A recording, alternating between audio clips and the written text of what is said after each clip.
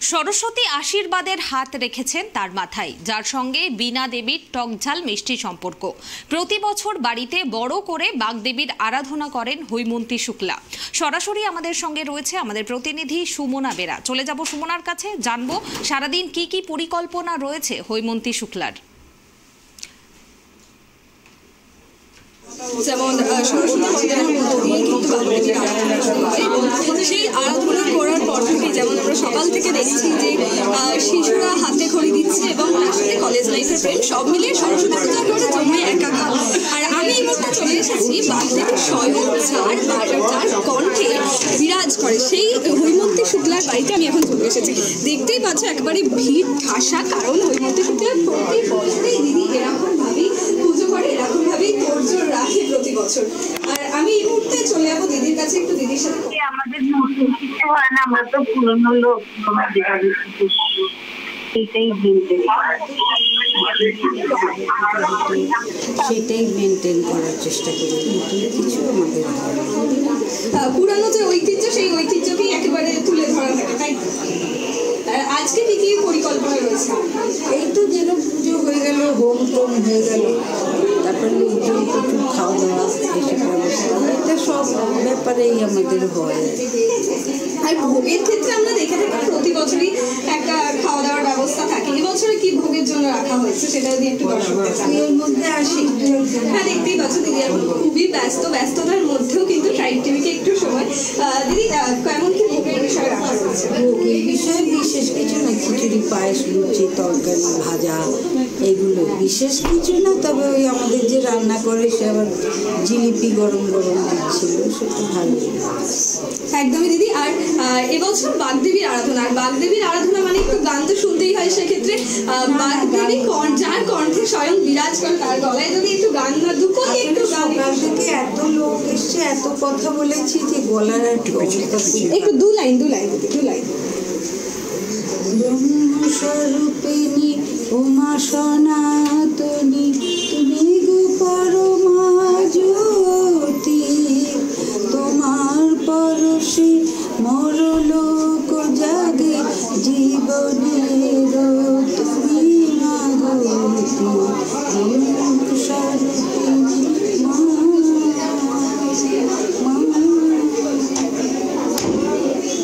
দেখতেই পাচ্ছ গান শোনালেন। এবং আরও একটা বিষয় আমি একটু জানার চেষ্টা করবো, প্রতি বছরে দেখি অষ্টধাতু যে মূর্তি রয়েছে দেবী করা হয় ওখানে কি কোনো ঐতিহ্য রয়েছে ওই মূর্তির মধ্যে?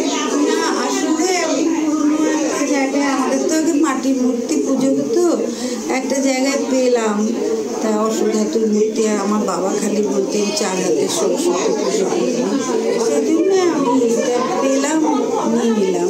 তো এখন আর বছরে বছরে ওই রং করা কি যেন বলে, সেই সব করে টরে আবার নতুন শাড়ি টাড়ি পরাই আমার পছন্দ মতো সেসব।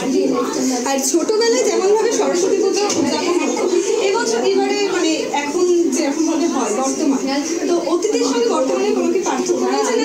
এই পুজোটায় আমি কোনো পার্থক্য দেখি না। সরস্বতী মাকে যেমন মা কালীর পুজোতে আমরা খুব ভয় টয় পাই, কিন্তু একে খুব বন্ধু মনে হয় চিরকালই। ছোটবেলায় যা কিছু খারাপ হয় ওকে দোষারোপ করে ভালো হলে আবার তুমি দিয়েছো, এইরকম সম্পর্ক।